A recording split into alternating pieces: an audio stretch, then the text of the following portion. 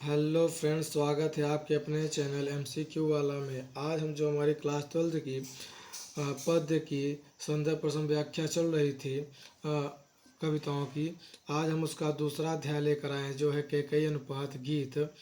और गीत भी है, लिखा गया है मैथिली शरण गुप्त के द्वारा। ठीक है फ्रेंड्स, तो चलिए स्टार्ट करते हैं। अगर चैनल अच्छा लगे तो लाइक और सब्सक्राइब जरूर करिएगा। पद्यांशों की संदर्भ में प्रसंग सहित व्याख्या। कैकेयी अनुपात। पहला है, तदंतर बैठी सभा उठस के आगे, नीले वितान के तले दीप बहु जागे। टकटकी लगाए नयन सुरों के थे वे, परिणामोत्सुक उन भयांतरों के थे वे। उत्फुल्ल करौंदी कुंज वायु रह रह कर, करती थी सबको पुलक पूर्ण मह मह कर। वह चंद्रलोक था कहाँ चांदनी वैसी, प्रभु बोले गिरा गंभीर निर्निधि जैसी। ठीक है फ्रेंड्स, इसमें आपको शब्दार्थ दिया हुआ है। चलिए हम इसका संदर्भ से व्याख्या देखते हैं। ठीक है फ्रेंड्स, आप शब्दार्थ देख लीजिएगा। चलिए संदर्भ। प्रस्तुत पद्यांश हमारे हिंदी पाठ्य पुस्तक में संकलित राष्ट्र कवि मैथिली गुप्त द्वारा रचित कैकेयी का अनुपात शीर्षक से उद्धृत है। ये हमारी जो संदर्भ चलेगी पूरे इस कैकेयी अनुवाद में यही हम लिखेंगे। ठीक है फ्रेंड्स, प्रसंग हमारा अलग अलग रहेगा। प्रसंग। प्रस्तुत गद्यांश में पंचवटी की प्राकृतिक छटा का मनोहारी वर्णन किया गया है। प्रकृति के सौंदर्य का यह वर्णन उस क्षणों का है जब यहाँ भरत सहित अयोध्या के वासियों ने श्री राम से भेंट करने हेतु तो रात्रि सभा का आयोजन किया था। चलिए देखते हैं हम अपना प्रसंग व्याख्या। भरत सहित अयोध्यावासी के पंचवटी पहुंचने के पश्चात रात्रि में श्री राम की कुटिया के सामने सभा बैठाई गई, जिससे देख ऐसा आभास हो रहा था कि मानव आकाश रूपी मंडप के नीचे बहुत सारे तारे रूपी दीपक जमगा रहे हों। सभा में लिए जाने वाले महत्वपूर्ण निर्णय का परिणाम जानने के लिए उत्सुक देवतागण भी वहां एकटक नजर गड़ाए हुए थे। सभी इस बात को लेकर भयभीत थे कि कहीं कहीं भरत के आगमन का श्री राम कुछ और ही अर्थ निकालकर कोई कठोर निर्णय कर ले। आगे, वहाँ का प्राकृतिक सौंदर्य अनुपम था। खिले हुए करौंदे पुष्प से भरे हुए थे। बगीचों से रह रहकर आने वाली मंद शीतल व सुगंधित पवन वहाँ उपस्थित लोगों को पुलकित कर रही थी। वहाँ ऐसी मनोहर चांदनी छिटक रही थी जिसका अन्यत्र मिलना दुर्लभ है। वह सभा चंद्रलोक सी प्रतीत हो रही थी। अलौकिक दृश्यों से परिपूर्ण उस शांत सभा में श्री राम ने सागर सदृश अति गंभीर स्वर में बोलना प्रारंभ किया। आप इसका काव्य सौंदर्य भाव पक्ष देख सकते हैं क्या होता है। ठीक है फ्रेंड्स, चलिए हम दूसरे में चलते हैं अपने कि हे भरत भद्र, अब कहो अपिसिप्त अपना, सब सजग हो गए भंग हुए जो सपना। हे आर्य, रहा क्या भरत अपिसिप्त, अब भी मिल गया एक अकटंक राज उसे, जब तब भी पाया तुमने तरु तले अरण्य बसेरा। रह गया अभिषिप्त शेष तदब क्या मेरा, तन तड़प तड़प कर तत्पतात ने त्यागा। क्या रहा अभिषिप्त और तदापि अभागा। इसमें शब्दार्थ दिए गए, आप देख लीजिएगा। चलिए, संदर्भ हमारा जो रहता है पूर्ववर्ती रहता है, जो हमने पहले भी वीडियो में बताया था, इससे पहले वाले पैराग्राफ बताया था वही होता है। हम प्रसंग चलिए देखते हैं। प्रसंग देखा जाए। प्रस्तुत पद्यांश में पंचवटी में आयोजित की गई रात्रि सभा में श्री राम भरत से उनकी इच्छा पूछते हैं। इस पर भरत अति व्याकुलता शब्दों में अपनी मनोदशा राम के समकक्ष व्यक्त करते हैं। व्याख्या। जब राम अपने अनुज भरत से कहते हैं कि अब तुम अपनी इच्छा व्यक्त करो, तब वहाँ उपस्थित सभी लोग वैसे सावधान हो जाते हैं जैसे स्वप्न टूटने पर कोई व्यक्ति। व्याख्या देखते हैं कि व्याख्या। जब राम अपने अनुज से भरत से कहते हैं कि अब तुम अपनी इच्छा व्यक्त करो, तो वहाँ पर सभी लोग वैसे सावधान हो जाते हैं जैसे स्वप्न टूटने पर कोई व्यक्ति। यहाँ कहने का तात्पर्य है कि सभी लोग राम भरत संवाद सुनने और उसका परिणाम जानने के लिए व्याकुल थे। राम की बात सुनकर भरत कहते हैं कि हे आर्य, अब भला मेरी और क्या अभिलाषा शेष होगी जब मुझे अयोध्या का एक छत्रराज और उसको आपको वनवास मिल गया। पिताजी ने दुख में तड़प तड़प कर प्राण त्याग दिए। ऐसे में भला इस अभागे की और कौन सी चाह पूरी होनी शेष रही होगी। इस प्रकार भरत दुखपूर्ण शब्दों में राम के सम्मुख अपनी मनोदशा को व्यक्त कर दिया। उन्होंने राम लक्ष्मण और सीता का पेड़ के नीचे वचन में निवास करना अत्यधिक कष्ट पहुंचा रहा है। काव्य सौंदर्य आप देख लीजिएगा। चलिए हम चलते अपने तीसरे वाले पैराग्राफ में। देखिए मित्रों, ये हमारी जो तीसरी है, हाँ इसी अयस के हेतु जन्म था मेरा, निज जननी ही के हाथ हनन था मेरा। अब कौन अभिषिक्त और आर्य वह किसका, संसार नष्ट है भ्रष्ट हुआ घर जिसका, जैसे मैंने ही आज स्वयं मुँह फेरा, हे आर्य बता दो तुम्ही अभिषिक्त मेरा। प्रभु ने भाई को पकड़ हृदय पर खींचा, रोदन जल से सविनोद उन्हें फिर सींचा। उसके आशय की था मिलेगी किसको, जन कर जननी ही जान न पाई जिसको। ठीक है फ्रेंड, चलिए इसकी संदर्भ प्रश्न व्याख्या शब्दार्थ में पूरे दिए हुए हैं। आप संदर्भ वही रहेगा जो मैंने अभी बताया आपको। प्रसंग, प्रस्तुत पद्य में राम के पूछने पर भरत अपनी बातें उनके सम्मुख रखते हुए अपनी माता कैकेयी के लिए कैकेयी किए पर प्रस्ताव व्यक्त करते हैं और स्वयं को अपनी ही नज़रों में अपेक्षित बताते हैं। अगर व्याख्या देखा जाए तो व्याख्या है, भरत अपने भाग्य को कोसते हुए राम से कहते हैं कि विधाता ने मुझे इसी अपयश हेतु जना या जन्म देना था, अपने ही माता के हाथों मेरा वध करने के लिए। भला बताएं अर्थ, उस व्यक्ति की क्या इच्छा शेष रही होगी जिसका घर संसार सब कुछ नष्ट हो गया हो। आज मैं स्वयं अपनी ही नज़रों में दोषी हूँ, स्वयं में ही अपनी उपेक्षा करता हूँ। ऐसे में आप ही कहें आर्य कि मेरी कौन सी मनोकामना शेष रह गई होगी। ठीक है फ्रेंड्स, आगे देखते हैं। भरत की विषादपूर्ण बातों को सुनकर राम ने अपने अनुज को हृदय से लगा लिया। प्रसन्नता के कारण उनकी आंखें भर आई और उन्होंने भावुक होकर भरत की प्रशंसा करते हुए कहा कि जिसे स्वयं जन्म देने वाली माता ही न समझ सकी, भला उसके हृदय की गहराई को और कौन समझेगा। काव्य सौंदर्य दिया गया है, आप देख लीजिएगा। चलिए हम चौथे वाले में चलते हैं अपने। यह सच है तो अब लौट चलो तुम घर को, चौंके सब सुनकर अटल कैकेयी सर को। सबने रानी की ओर अचानक देखा, वैधव तुषार वृत्ता यथा विद्युत लेखा, बैठी थी अचल तदापि असंख्य तरंगा, वह सिंही अब थी हा हा गोमुखी गंगा। हाँ जन कर भी मैंने न भरत को जाना, सब सुन ले तुमने स्वयं अभी यह माना। यह सच है तो फिर लौट चलो घर भैया, अपराधीन मैं हूँ तात तुम्हारी मैया। ठीक है फ्रेंड्स, चलिए हम इसका देखते हैं शब्दार्थ और संदर्भ सहित व्याख्या। शब्दार्थ दिया हुआ है, आप देख लीजिएगा किसका क्या होता है। शब्द संदर्भ आपको पता ही वही होता है जो हमने भी नेक्स्ट पहली वाली अपनी लाइन में पढ़ा था। प्रसंग, प्रस्तुत पद्यांश में राम की बात सुनकर माता कैकेयी स्वयं को दोषी सिद्ध करती हुई उनसे अयोध्या लौटने की बात करती हैं। चलिए फ्रेंड्स व्याख्या देखते हैं। राम की इस बात को सुनकर कि भरत को स्वयं उसकी माता भी न पहचान सकी, कैकेयी कहती हैं कि यदि यह सच है तो अब तुम अपने घर लौट चलो, अर्थात मेरी उस मूर्खता को भूलकर अयोध्या चलो जिसका परिणाम स्वरूप मैंने तुम्हारे लिए वनवास की मांग की थी। कैकेयी के मुख से दृढ़ स्वर में कही गई इस बात को सुनकर सब विस्मित रह गए और अचानक उनकी ओर देखने लगे। उस समय विधवा रूप में श्वेत वस्त्र धारण कर वे ऐसी प्रतीत हो रही थी मानो कुंवरे ने चांदने को ढक लिया हो। स्थिर बैठी होने के कारण भी उनके मन में विचार की अनगिनत तरंगें उठ रही थी। कभी सिंघनी से प्रतीत होने लगी होने वाली रानी कैकेयी आज दीनता के भाव से भरी हुई थी। आज वो गंगा के सदृश शांत शीतल और पावन थी।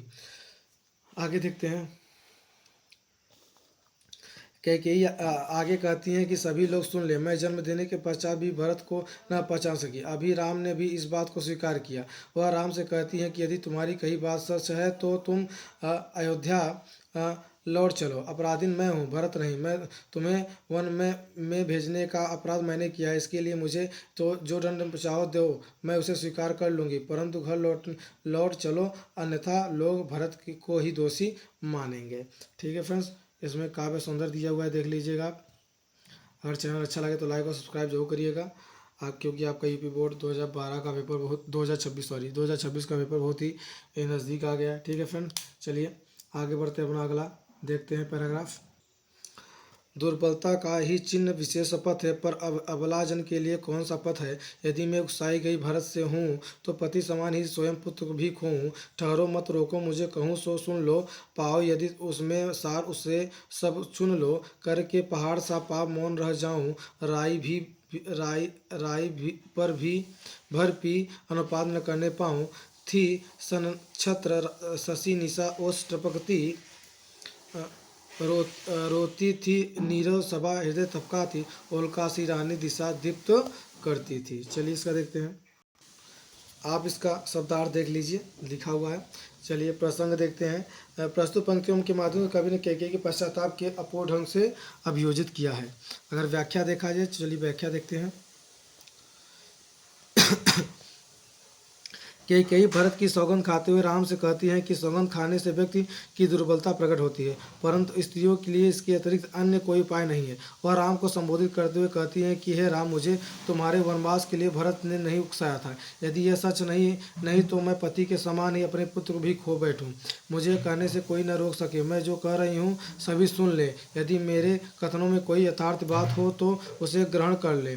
मुझसे यह न सहा जा सकेगा कि मैं इतना बड़ा पाप करके थोड़ा भी पश्चाताप प्रकट न करूं और मौन रह जाऊं। आगे कर देखते हैं तो कैकेयी के यह सब कहने के दौरान तारों से भरी चांदनी रात ओस के रूप में अश्रु जल बरसा रही थी और नीचे मौन सभा हृदय को थपथपाते हुए यह रुदन कर रही थी। यहाँ यह कहने का तात्पर्य था कि कैकेयी के हृदय परिवर्तन और उसके पश्चाताप को देख सभा में उपस्थित सभी लोग की संवेदना उनके साथ ही थी, मानो सभासद सहित प्रकृति ने भी उन्हें उनके अपराध के लिए क्षमा कर दिया हो।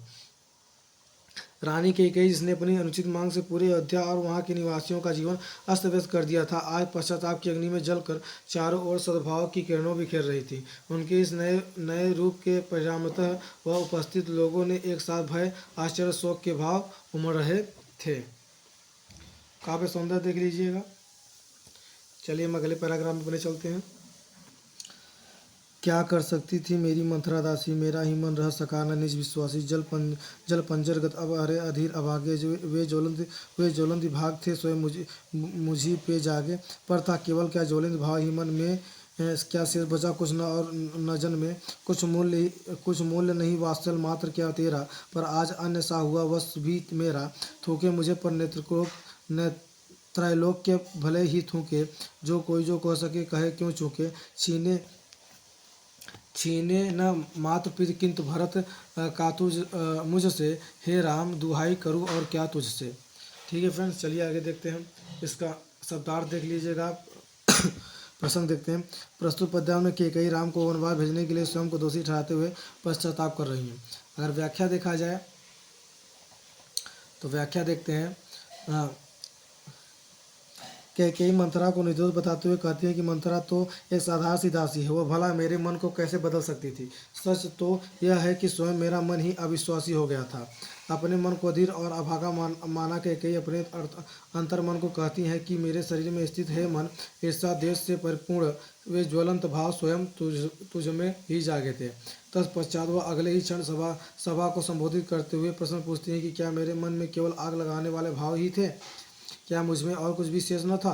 क्या मेरे मन के वात्सल भाव अर्थात पुत्र स्नेह का कुछ भी मूल्य नहीं है? किंतु हाय, आज स्वयं मेरा पुत्र मुझे पराये की तरह व्यवहार करता है।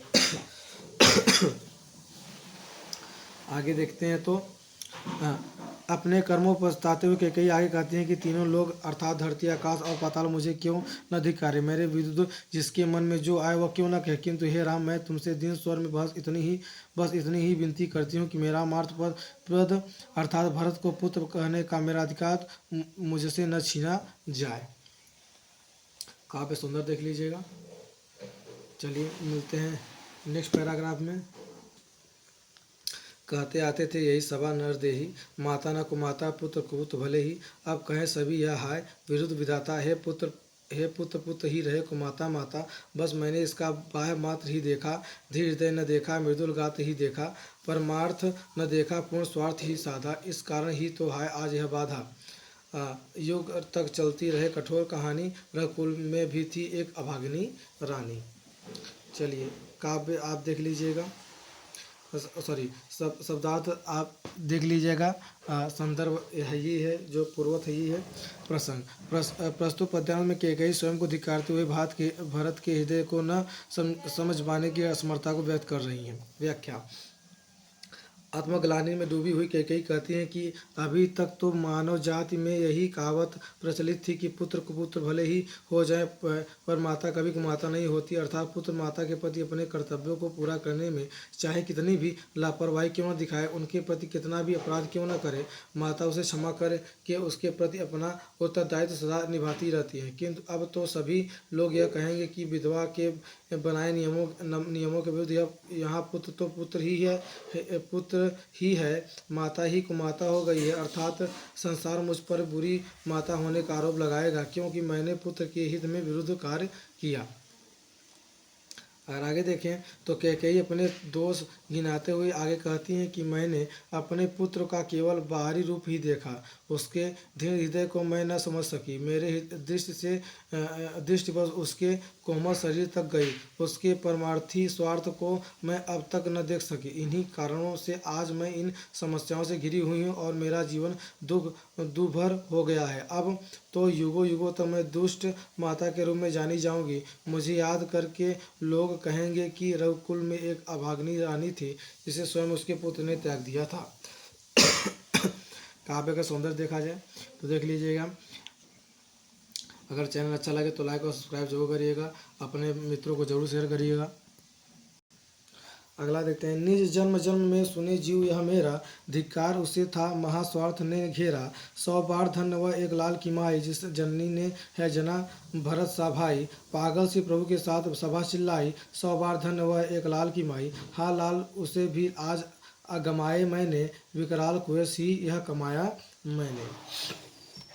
ये शब्दार्थ आपके दिए हुए हैं, आप देख लीजिएगा। प्रसंग दिया हुआ है कि संदर्भ तो आपको पता ही है। प्रसंग की प्रस्तुत पद्यांश हमारी पढ़ी पुस्तक हिंदी के अनुपात जो राष्ट्रकवि मैथिली शरण गुप्त द्वारा लिखा गया है। प्रसंग यह कैकेयी द्वारा पश्चाताप व्यक्त करने में राम सहित उपस्थित सभाजनों ने उन्हें भरत जैसे पुत्र की माता होने पर धन्य कहा। व्याख्या। कैकेयी पश्चाताप व्यक्त करते हुए कह रही हैं कि अब तो जन्म जन्मांतर तक मेरी आत्मा यह सुनने के लिए विवश होगी कि अयोध्या की रानी कैकेयी को महास्वार्थ ने घेर कर ऐसा अनुचित कर्म कराया कि उसने धर्म के मार्ग का त्याग कर अधर्म के मार्ग का अनुसरण किया। कैकेयी के इन बातों को सुनकर राम सहित सभासदों ने एक स्वर में कहा कि भरत जैसे महान पुत्र रत्न को जन्म देने वाली माता 100 बार धन्य है। अंततः यहाँ सभी लोग द्वारा एक मत से कैकेयी को निर्दोष कहा जा रहा है। आगे अगर देखते हैं तो सभासदों की बात को सुनकर कैकेयी ने प्रतिक्रिया व्यक्त करते उनकी बात दोहराई और कहा कि हाँ, मैं उस पुत्र की अभागिनी माता हूँ जिसे आज मैंने खो दिया है। वह पुत्र भी अब मेरा नहीं रहा, उसने मुझे माता मानने से इनकार कर दिया है। मैंने हर प्रकार से अपयश ही कमाया है और स्वयं को कलंकित भी कर लिया है। आप काव्य सुंदर देख लीजिएगा। ठीक, चलिए आगे देखते हैं अगला पैराग्राफ। निज स्वर्ग उसी पर वार दिया था मैंने, हर तुम तक से अधिकार लिया था मैंने, पर वही आज है दिन हुआ रोता है। संकित सब तब से घृणित हरिण तुल्य होता है। श्रीखंड आज अंगार चंड है मेरा, तो इससे बढ़कर कौन दंड है मेरा। पटके मैंने पद प्राणी मोह के नद में, जन क्या करते नहीं स्वप्न में मद में। शब्दार्थ दिया गया, आप देख लीजिएगा। संदर्भ वो ये प्रसंग। प्रस्तुत पद्यांश में कैकेयी राम के समकक्ष अपनी एक भरत की दीन दशा का वर्णन कर रही है।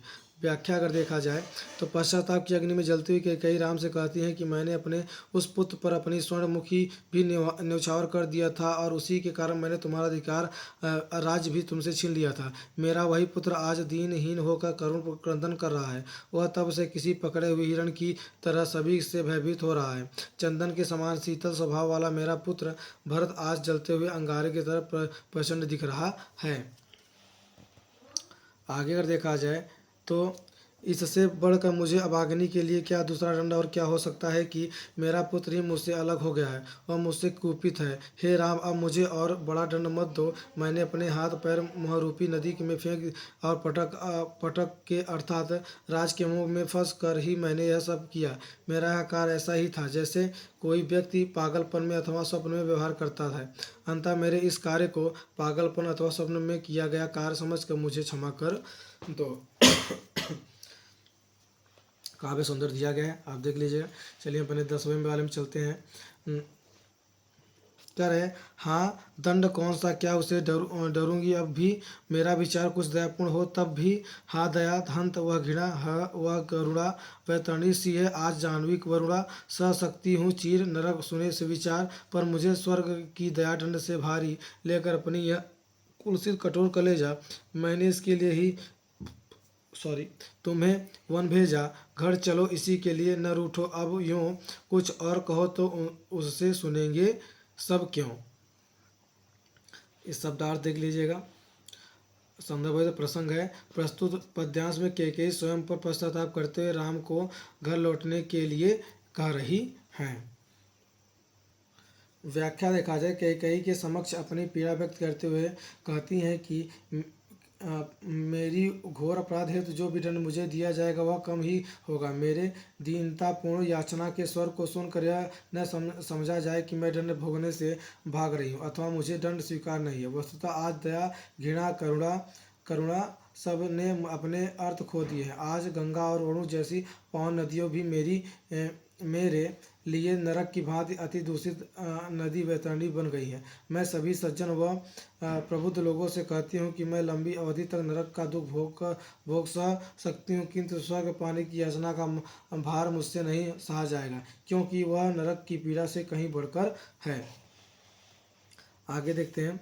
कह रहा है कि कैकेयी आगे कहती हैं कि हे राम, मैंने जिस भरत के लिए अपने हृदय को वज्र सा कठोर बनाकर तुम्हें वन में भेजा था, आज उसी के हितार्थ तुम रूठना छोड़ दो और घर लौट चलो। मैं इसके अतिरिक्त भी बहुत कुछ कहना चाहूँ भी तो मेरी कही गई बातों को भला कौन विश्वास करेगा।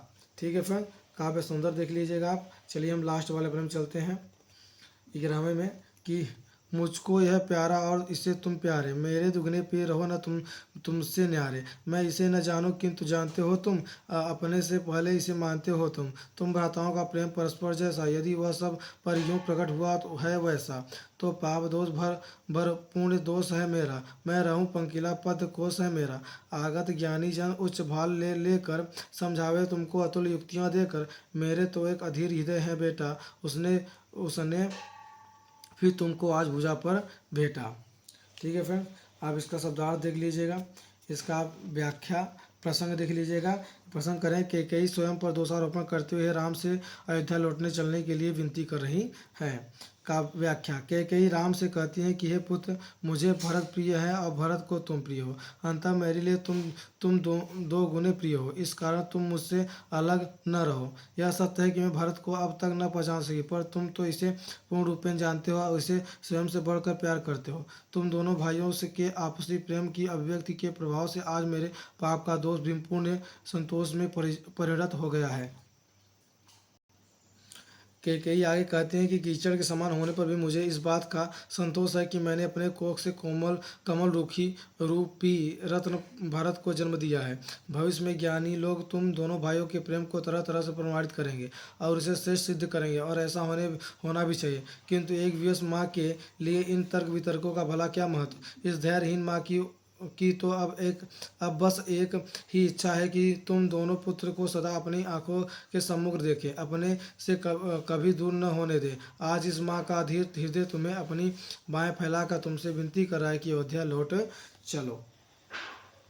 काव्य सौंदर्य है। ठीक है फ्रेंड, अब हम आगे हमारा जो इसमें दूसरा भाग दिया है गीत, हम उसको नेक्स्ट चैप्टर में इसको अपना पूरा करेंगे। अगर चैनल अच्छा लगे तो लाइक और सब्सक्राइब जरूर करिएगा। मिलते हैं नेक्स्ट वीडियो में, तब तक के लिए जय हिंद जय भारत। शेयर करना और लाइक करना, सब्सक्राइब करना न भूलें।